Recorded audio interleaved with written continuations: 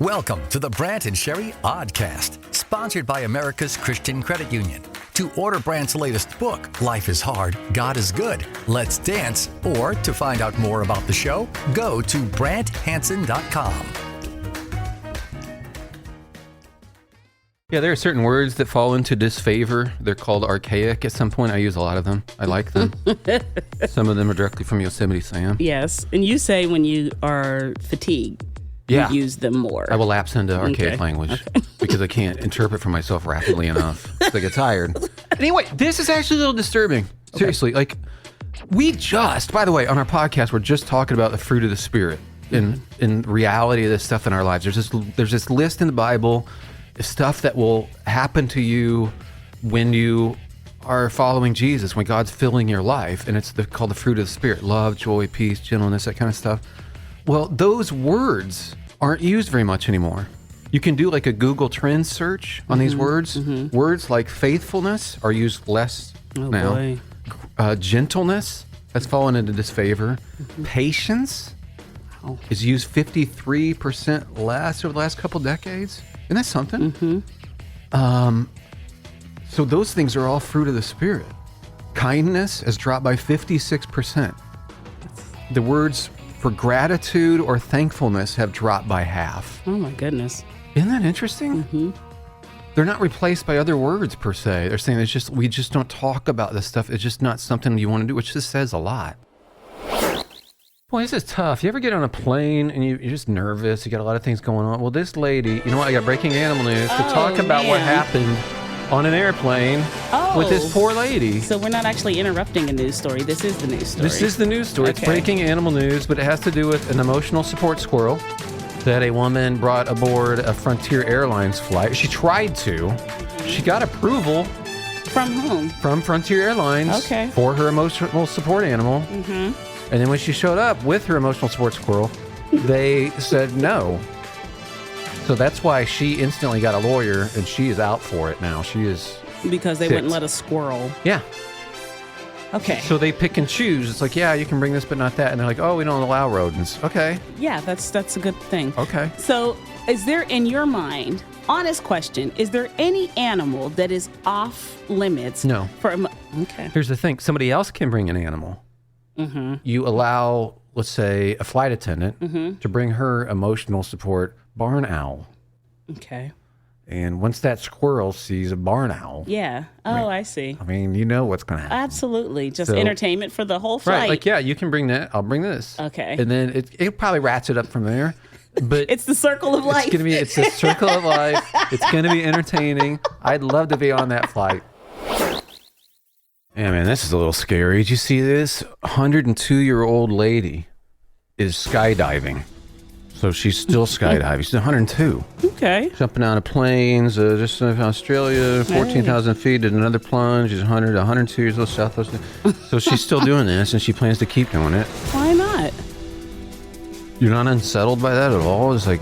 No, I mean, if she's okay and in good health and can get it done, I admire her. I wouldn't do it at my age. It's unsettling to me just to think at any moment in the sky above me are some 102-year-old ladies crashing through the cloud. I don't want that. I want to think about that. Just stay inside. I don't want to even look up now. I don't know if this will work. Let me try it. This could be a uniting thing across all political lines. Now, we don't talk politics on the show. Right. For reasons we've talked about many times, but it's just not our thing. So if you're waiting for a political left hook or right hook, you're not going to get it. Okay. Could this, though, unite us all? This belief, could we all sign on to this?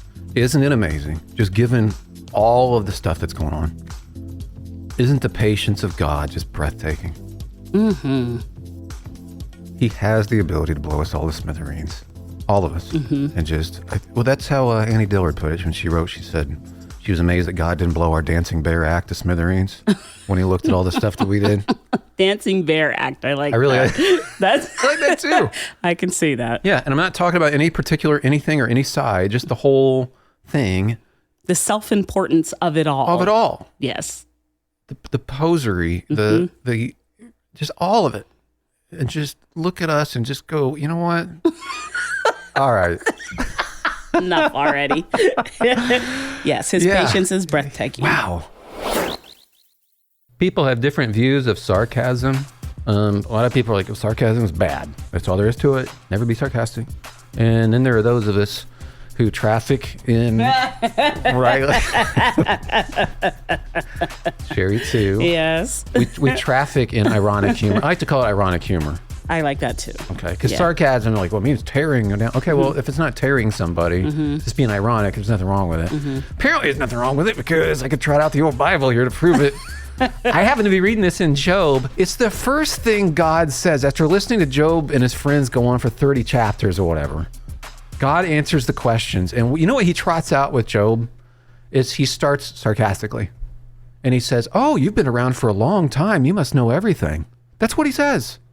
You must know how to do this. You must know how to do that. Oh, because, you're so wise. You clearly have the knowledge. You know how to put the stars in the sky. You know how to make the ocean stop at a certain point. Like, he's being facetious or ironic, and it's very necessary because we think we know everything. We do. We think if we can't see a reason for something, there must not be a reason. There must not be one. If I can't figure out what the reason is, then there must not be one. Maybe there is no God. And God himself is saying, you don't think like I do. You can't. Just to put a little plug in for one of our sponsors, America's Christian Credit Union. We bank with them, both of us, and really like it. You can get right now on your checking account, you can get up to 4% APY. Wow. On your checking account, which is awesome. They offer a lot of other stuff too. But if you want to bank with them, highly recommend. We have really appreciated it. It's helped us save some money too. All you have to do is go to americaschristiancu.com/Brant. Again, it's americaschristiancu.com/Brant. So the lotteries are, I guess, got big payoffs right now, the big wins or whatever, hundreds of millions of dollars, all that sort of stuff. Fascinating study on this. You're more likely to go bankrupt if you win the lottery. I have heard that people go bankrupt quickly whenever they win. It's usually within 3 to 5 years. But you're actually less likely to go bankrupt if you don't win it. Okay. Which is incredible to me. Like, that's just striking. Is it not surprising to you? Like, well, bankruptcy? No, I can see that because whatever money habits you have, that's true. It'll change. In fact, I remember I forget who said it, but they said whenever you get money, you have a whole set of problems that you don't know about because you're trying to live day to day, paycheck to paycheck. And when you get money, those problems come to the surface and you end up doing a lot of foolish things. Still, I would like to win it. And okay. I mean that. I mean, I'm not joking. I don't play it, so I'm not gonna win it. But like, I would like it sounds to me like a challenge. Like if somebody's going, you can't. I'd like to try it. It sounds to me like a real challenge. Like, what would you do with this? I think it could make your life worse. But I'm like, okay, I think I'm old enough now. I can handle it. Well, I think that it wouldn't make your life worse. I think you would turn around and give 98% of it to Cure International, and then you'd be bankrupt. Then I'd be bankrupt. Yeah. And then I'd start all over, and we'd be right back here. and there's nothing wrong with that. You don't think you'd go a little crazy if you won? I think I can handle it now. And honestly, you don't play, so I don't play. But if I did, I think I could handle it. I really do. I don't think I could have handled it years ago. But at this point, you're right. It makes you more of what you are. Yes. Hopefully. I'm at the point now, I'm in my late 40s. I mean, at some point, you hope you grow up. Not a fool. Have some maturity, yeah. Yeah, and I don't just go hog wild. Have some perspective. You're going to buy something big, though. What's your big thing, then? You know what? This is going to sound completely fake. Okay. But I'm being totally serious. I don't know what it would be because I can't. There's only you can upgrade everything, but there's only so much house you can live in. And I don't think it's. I look at people that have the 5,000 square foot house. No offense if you got one. God bless you. But it seems a little lonely. Like you're just kind of rattling around in a big barrel. Right. I don't. I would get that with the anticipation that my family is beating. That's true. Yes, they are going to beat a path to that door quicker than the check could get there. That's true. That's true. You could do that. I don't think that. My car's nice. Yes, it is. It's used, but it's nice. This is going to sound fake, but I want you all to know this is actually real. I would expect you to have all the same stuff. You may get one thing, but other than that, boy, oh boy, I think I would try a first class flight. Okay. I think that'd be really, really nice. I walked through there 10,000 times. And it looks like those people have it really nice. What's going on up here, you guys? And I'm whisked to the back before they can even answer. Yeah, God still loves us. It is amazing, incredible, given who we are, the stuff we do. My goodness, unbelievable. We're just admiring his patience. He doesn't just zap us into Nebuland at any moment. But one thing that occurred to me is just what an excuse-making machine I am. And the reason I was thinking about this, I don't know if you saw this in the news, but there was a guy working in an airplane hangar. It was for the Belgian Air Force. This is in Belgium. And he was in the airplane cockpit, hit the wrong button, launched. You don't want to ever hear accidentally launched. Whatever's after is usually not good. But he's in an F-16 and it's parked and he hits a button and actually it opened up machine guns. Oh my goodness. That raked another F-16, which instantly burst into flames and just was destroyed and blew up. But if that was me, how fast would it be after you're looking out the window like, oh my goodness, what did I just do? Where you'd be like, okay, what's my excuse? Yep. I mean, that's what we do. Yes. We're just so good at instantly. I'd be like, okay, well, they shouldn't put that button there. They should have told me, about this. Don't turn on the machine guns. I didn't have the training. I should have been supervised. So true. Instantly, your mind will go there so fast. And the reason is because we desperately want to think we're good. That's all. We want to come up with excuses that justify. We're just excuse-making machines. It's all of us. It's not a guilt thing. It's just that's just the way we are. And here's God saying, you know what? There is no good excuse, and I love you. How about that? Question for you. If they gave you a promotion at work, but it did not involve a raise, would you accept the promotion? Most people say they would. I get it. They would. Yeah, they would. I guess this is happening quite a bit now. There's a lot of promotions, but then there's no actual raise. But I absolutely would in a heartbeat. Really? Oh, yeah, the title. I'm all about the title. I don't care about the title. How would you like to be executive producer? No. Really? No, I don't care. I'm bestowing a huge thing. Is there any financial increase that goes along? No, but it's executive. Like, I just realized I could bump you up. Because usually you're declining. Yes, because what comes with a title is more responsibility, and to try to give me a title, more responsibility, and no more money. Hang on a second. I'm doing your employee evaluation. Shirks. Yeah, write that down. Doesn't want additional. Good. By the way, I bumped myself up to show captain. Oh. Yeah. Okay. Was host. Now it's captain of the show. And what goes along with that? Well, you have to say aye and that kind of stuff. I need more money for that too. You know what? It's all about the money, isn't it?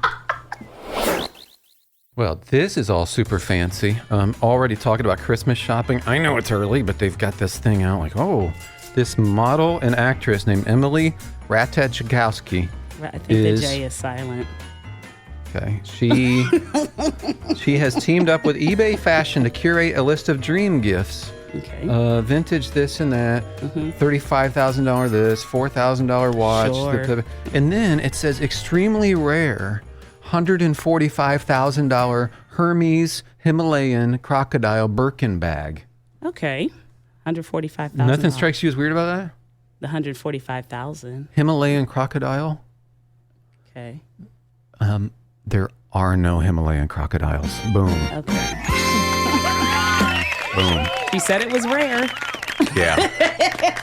No, see, Emily, checkmate, because I know where crocodiles live and they don't live in the Himalayas. Yeah. You made that up. She didn't count on running into Brant. Nope, Hansen. she did not. Checkmate, Emily. Hey, if you ever want to get a hold of the show or leave a nice comment or something, you can call 855-90-BRANT, B-R-A-N-T, and we're always honored. Hello, Brant. This is Terry Sweetland. I am calling because of what you said about being the actually guy when you were visiting a Sunday school class, and I just feel like you need to know that sometimes we need the actually guy to show up in our Sunday school classes. It's super nice of you to say that. I'm just kicking myself. It's like, just make it through the class without doing that. Yeah. And then 45 minutes into it. Yeah, like, you almost made it to the finish line. And then, almost. And then I did it again. Actually. There goes my index finger into the air. And now I'm saying actually. And now I'm not going to have friends again. So, you may be new to the show. One of the things we hit on quite a bit here is the fact that our feelings follow our behavior. Isn't that weird? But it's true. We hit on this all the time. Seth Godin said something. It popped up in one of my memory things. Like if you're on Facebook, it's like something that you said a few years ago and it pops up again. It reminded me of something. But I was quoting Seth Godin, who's just a marketing guy. I don't know if he's a believer or whatever, but here's what he said.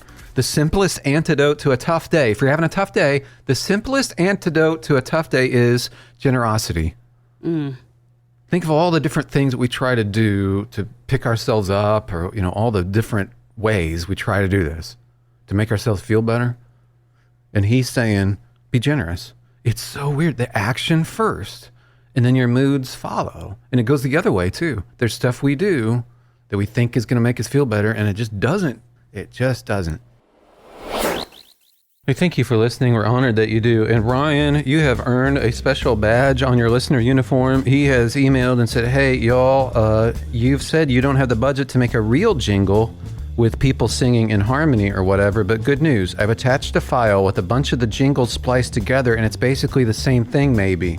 Now you can sound like all the high budget shows out there. Oh, that's nice. It is. It's really cool. So this is the jingle, by the way. I just haven't been able to pay somebody to sing it, so I had to sing it. This is the Brant Hansen Show. That's the jingle. That's it. So he put this together, and he just spliced people who listen to the show who have sung it, and he put them all together. Oh, well. Into a group. Oh, okay. Let's listen. I really love it. This is the Brant Hansen Show. That pleases me at a very deep level. Yes, that's all of our listeners. It kind of nails the whole vibe for the whole show. It really does. I say let's use that. I do. I love this very much. This is really good, Ryan. Thank you. This is the Brant Hansen Show. You are my people. Let's admit it. Sometimes in life, the best way to get perspective is to step back, way back, and just really take it all in and through the, hang on a second. Oh, no. Oh, I've just been handed. What's that? A parrot? Okay, a parrot. And where? England? In the United Kingdom. We have news in my earpiece. You don't have an earpiece. I feel like I do.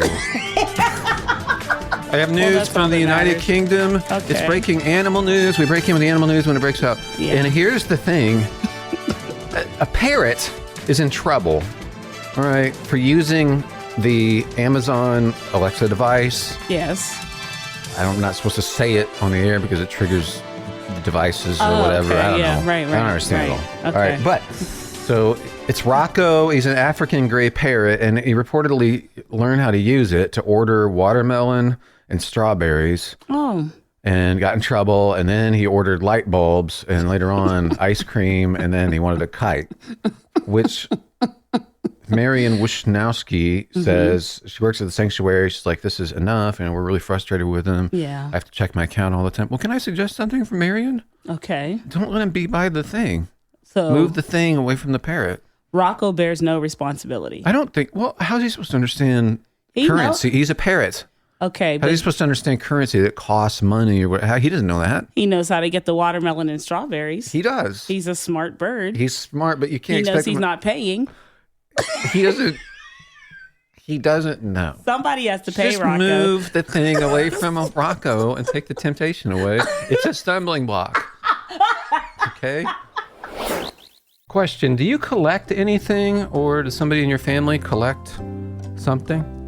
I know for Sherry it's notebooks. You have notebook collection. I don't collect them. I'm looking around the studio. And I have a lot of them, yes. You have...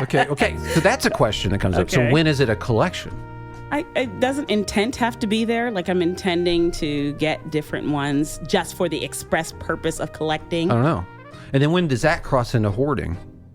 Okay, good question. And then when does that in turn cross into a museum?